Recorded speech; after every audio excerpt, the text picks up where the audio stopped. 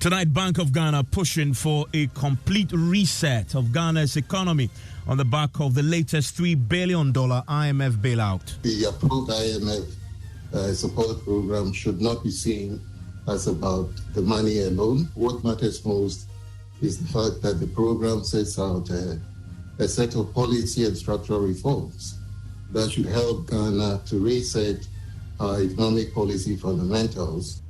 We have the latest as the Bank of Ghana confirms first tranche of $600 million will hit Ghana's accounts in less than 24 hours. We have had a swift advice today to receive the money and value date tomorrow to $604 million US dollars.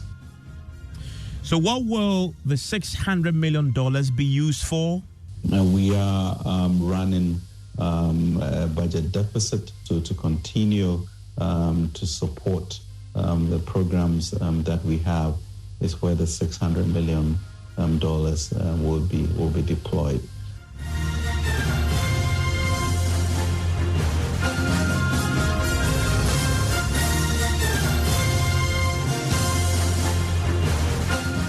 This is Top Story with Evans Mensah.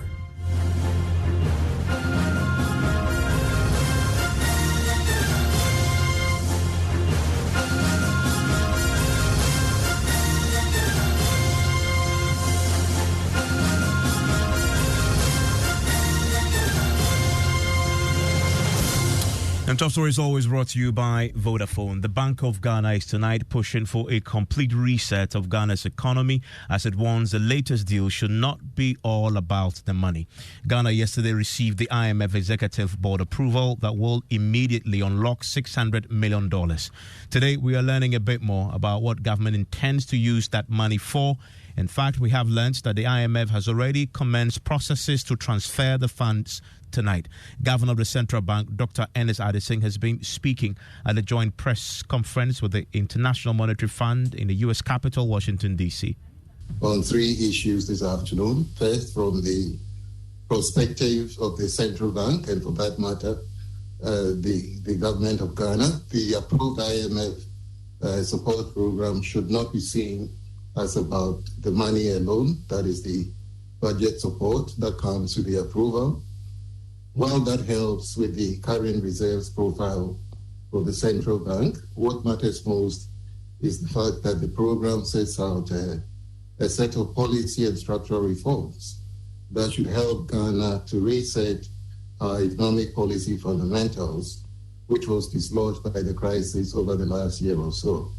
These deep-seated reforms should re-anchor policy and embed irreversibility in our policy outcomes and ensure that buffers are rebuilt to make our economy more resilient. The second point follows from the first, that this is now the time to begin the work. The program approval is just the beginning of the real work of building Ghana better.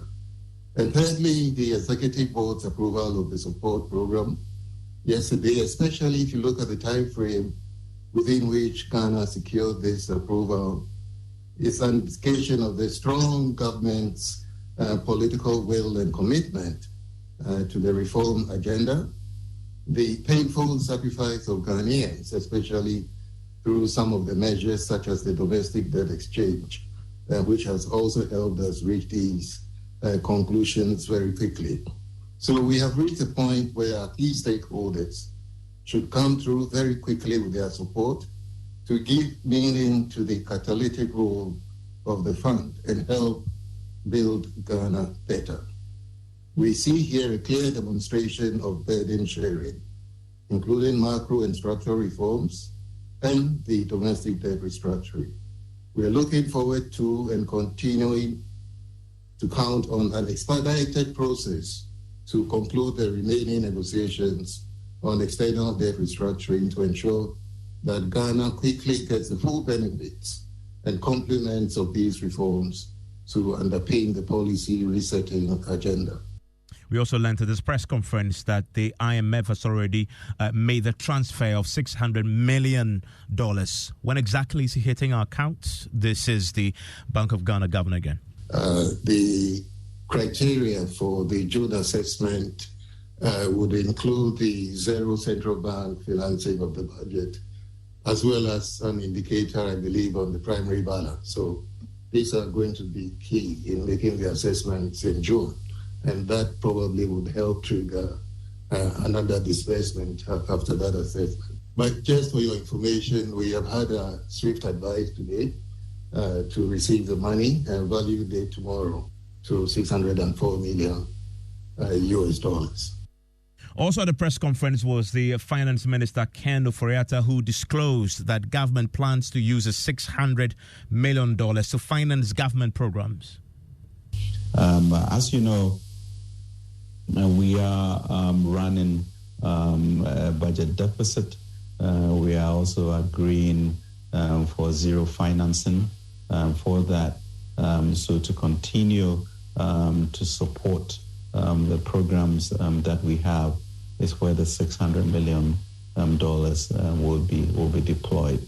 I think going forward, the issue of efficiency of government and efficiency of services to the people are going to be key, and therefore finding ways of ensuring that we're efficient in our deployment that we have. So that's going to be key. I think for all of us in Ghana to really internalize that there's a new era with regards to our own behavior, re-engineering, and the type of inputs that we have, moving towards food security, so the importation of rice and poultry and tomatoes, etc., are brought down, and we produce those ourselves. That really will signal a new way forward that will increase the resilience and sustainability of the program. Well, the big question now remains whether the IMF program will be enough to turn around the fortunes of this country. Well, Ken Ofori-Atta says he's confident that if fully implemented, it will help revitalize the entire economy. Ghana's IMF board approval is far from a magic solution. What it is, however, is a crucial first step on the necessary journey of strong reforms, inclusive growth, and relentless pursuit of a growth agenda geared towards restoring our economy to a place of strength, prosperity, and resilience. Undoubtedly, the economic toll on our people from the effects of the global public crisis cannot be understated. We are indeed grateful for the forbearance of all Ghanaians in the wake of the domestic debt exchange program, which was difficult but ultimately a necessary exercise. It also has impacted our banking institutions, and we look to work with the banks to make sure that we get the financial stability that is required. Ultimately, the debt exchange program, combined with our multi-year focus on growth, fiscal sustainability, and debt sustainability, should accelerate our economy renaissance. We're already seeing some relative stability in the currency and in inflation, thanks to the work also by the central bank. Indeed, I think we have to move ahead. And as a good book says, we should forget the former things. We should not dwell on the past and see that new things are being done. And we are ready for that. The government of President Akufo-Addo is acutely aware of the enormous task ahead. Will be inspired by the momentum and propel Ghana to attain the staff-level agreement, financing assurances from our bilateral creditors, and board approval in near record time to implement the 36-month ECF program. We are certainly on the path towards not just recovery, but also revitalizing our economy. In that regard, I'm confident that government, with the support of the fund and the collective effort of the Ghanaian people, will work through our current challenges and emerge stronger than before.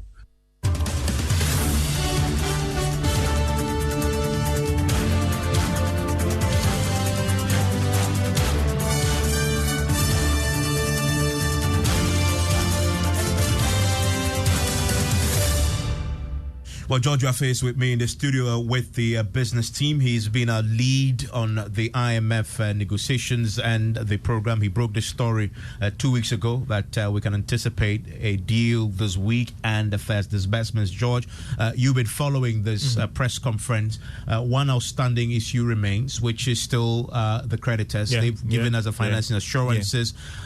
Do we know more about when that will be closed? Because if you read the program that is attached, that essential third plank will be concluding that part of the negotiations and actually getting the debt restructured. You're right, and even we still do not have a fair idea in terms of when that negotiations will be concluded. Only to get the assurance from government is that they are making some significant progress that will lead to them reaching some understanding or memorandum of understanding with these external creditors to ensure that we get a deal with them. That could also be very critical in getting that second tranche of IMF cash dispersed to Ghana. Indeed. I think last Friday there was actually quite a seminal moment for the whole common framework G20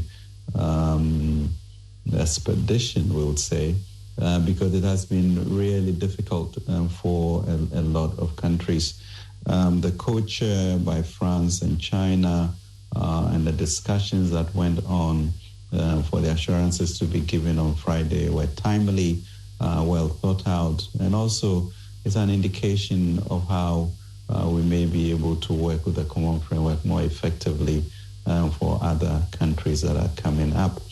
With regards to the external creditors and the Eurobond investors, as I mentioned earlier, we've started those discussions and given the signaling that has come from the fund, that would sort of influence the environment and the discourse. But there's a lot of optimism about exactly where Ghana is going, and that if any country can do it, Ghana can do it. I understand that even at the board meeting yesterday, there was actually a spontaneous clapping when it was approved. So that is how strong people are feeling about our country, and that's because we have done it before. As you know, before COVID, we were at about 7% growth. Inflation was down to single digits, etc. And I think we're on a good trajectory until the incidents that have been quite cataclysmic for the whole world. So there's excitement going forward. We are confident that we'll fulfill the structural targets that we have set. And we really are calling all Ghanaians to join in this effort to make it happen. And George, I know you have a lot of insider information as far as the processes towards the approval is concerned. The finance minister, we just heard there say that yesterday when the executive board approved it, there was spontaneous clapping. But I know that the government officials were not part of this meeting. Well, Ghana has a rep on the board, and that rep is not just representing Ghana. There are other countries as well that rep represents on that board. And yes, of course, I stand to be corrected, but I think that it was chaired by the managing director of the IMF on Georgieva during that meeting on that board that looked at Ghana's program, and that was quite unusual to have the MD. She's been the lead champion. Yeah, pushing very hard. And from what you saw from the pictures in the room, you realize that as soon as the deal was closed, it appears that there was some excitement. I don't know the bit about the clapping. So it appears that the board itself, going into that meeting, on their mind, it's like, we are going to approve this program, and if there are even any issue, let Ghana go back and work on it. And sort it out. Yeah. In the interim, we know that the 600 million is hitting accounts as a $604 million dollars is hitting accounts tomorrow morning, as the BOG governor just confirmed. But the key question remains going forward, and that has been the subject of some controversy today. What are the conditions that will influence the subsequent reviews? This came up today at this press conference because the IMF mission chief himself also spoke about this.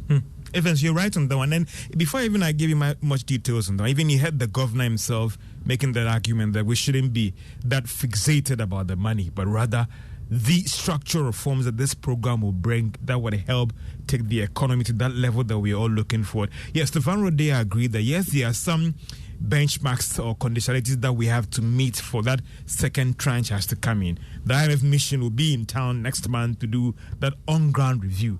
But, there were questions about whether we can meet those conditionalities and what that would mean for fresh disbursement. He was kind of optimistic that, doesn't see anything coming in that could truncate or affect the program. There's no additional conditions. The program has been approved yesterday, and the disbursement is available. The money is available to the central bank and to the government. On the timeline for the restructuring of external debt, of course, on the external side, you have two components. You have the debt that is held by official bilateral creditors. The expectation, I believe, the goal, the objective of the Ghanaian authorities is to reach an understanding with official creditors, indeed, by the time of the first review on the specifics of the terms of the restructuring, and of course you have the second component that has to do with the private sector external debt, and here I believe the authorities and their advisors are engaging with these commercial creditors, also with the goal of trying to advance the discussions rapidly. So that's for the timeline on the external debt restructuring. As I believe you also asked in a way about the timeline of the first review. So the first review of the program will be based on an assessment of the quantitative objectives under the program as of end June, and it will take a few months after that to make this assessment, with the goal of bringing the review to the board in November. So that's the timeline for the first review of the program. And that subject of conditions, very important. You asked the question and even on the subject. I plead with everyone to go through the program, the staff report that they put together. There are certain interesting things in there. And the concern was that even for the next disbursement, which should happen, they will have the on-ground review in June. There's supposed to be a test date that we should have met all these requirements to actually trigger the next disbursement coming in. And there are concerns that whether we are on that path to meet all those conditions, and whether even if we miss out on one, that could affect fresh disbursement coming in. Well, Stefan Rode, he was quite optimistic that government should be able to meet all these requirements. So concerns that going forward, we might miss out on one condition or benchmark, and that could threaten the program implementation shouldn't be a challenge or so. But if you look through the document, some tough things that we're supposed to undertake. Yeah, indeed, George. And let's highlight a few of them that I've isolated. One of the things in Ghana that affects almost everything and feeds into inflation is the cost of fuel. And you notice in this that one of the things that Ghana has agreed to do, quote, expenditure savings, which are also critical to create the needed fiscal space, will stem from efficiency gains and the reduction of large subsidy bill to the energy sector. Right? Quoting here, said authorities have launched public expenditure reviews, including a review of statutory funds, to identify potential sources of savings and improve spending efficiency. In addition, an ambitious reform agenda in the energy sector is expected to limit its growing fiscal cost. And it says that the baseline assumes the stock of payables will be cleared over 7 years, which will entail a larger deficit on a cash basis. The authorities are designing a detailed clearance strategy to affect this, and this will improve quarterly reports. But this is a part that also is interesting. It says, to address the challenges and achieve the program's revenue mobilization objectives, the authorities are preparing a medium-term revenue strategy, and this strategy will focus on tax policy and revenue administration measures necessary to reach the authorities' program revenue objectives in between 2023 and 2026. So these key issues about revenue are already on the table. And even the bit about the energy sector, in which you would know, one of the key things that we are struggling right now with respect to our debt build-up is the stock of arrears in the sector. And if you have this challenge there, why are you still advancing subsidies? If it's about even the premix, there are even concerns about whether it goes directly to these farmers. So there are some issues that we need to look at. Even and also this is also very important. Quote, automatically adjusting fuel levies by exchange rate movement or inflation. That is a key one because that goes directly to what you get at the pumps. Let's bring in Professor Peter Quartey with ISA, heads ISA, joins us now. Prof, thanks for your time here on Top Story. Good evening to your discerning listeners. Good evening to you and George. Let's start with the immediate issue, which is the 600 million hitting our accounts tomorrow morning. The finance minister has disclosed today that that money will be used for government programs. Because you're running a deficit now, they need that money. I mean, I raised this because we're told that the primary reason why we're going to the IMF is to get balance of payment support. So you think that money should go right there immediately. But the finance minister says we need to, get to sponsor and finance our programs. What do you say about that? Yes, those of us that joined the press briefing, we were basically educated on the flexibility of the IMF support. It's not always balance of payment support, but also depending on the crisis facing the country. And for us, it is a huge deficit, budget deficit that we are facing now. The debt exchange program is actually affecting government finance. So government is not able to fill that fiscal gap. And IMF is in to solve a problem, to ensure stability and growth. So if a major problem facing the country is a huge budget deficit, then of course that is where the money should go. So that is basically what the fund seeks to do. The dollar component will hit Bank of Ghana, and Bank of Ghana can then release the CD component to government to finance its budget.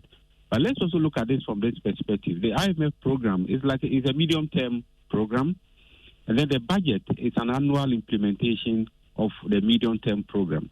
So if you are implementing what is in the program, it is just obvious that you implement or you finance what is in the budget. And therefore, some of the monies will certainly go towards debt servicing, which you find in the budget. Some will go towards financing other activities within the budget. Basically, the deficit, the huge deficit that we find in our budget, which has to be plugged. And then, Prof, we're now reading the full document now, and some of it, the sort of things we've committed ourselves to do, it's going to impose a bit of burden on yourself and mine and everybody else going forward. I mean, the one that I isolated a short while ago is the one that talks about the commitment to automatically review fuel prices according to what is happening with the CD and also inflation. That's just one, but there are many. I'm pretty sure you've had time to look at this. But if you look at that, considering how fuel prices and how they behave affects almost everything in this country, that appears to be a significant pain that we'll have to carry going forward. You are very much right. That is why, ideally, we should have managed the economy, we should have kept our house in order. But unfortunately, there are difficult choices. Unfortunately, we're also hit by COVID and Russia-Ukraine war and other external factors. We didn't have the buffer. We had borrowed to the limit and therefore didn't have the buffer to continue, and therefore had to resort to IMF as the second best solution. It's certainly going to come with some challenges. You mentioned about the automatic adjustment in fuel prices, in the energy sector, cost, and many others. But also, the IMF program will bring some benefits, exchange rate stability. So if we are, as we are witnessing now, the exchange rate is appreciating. If it's stable, then you will not see automatic adjustment.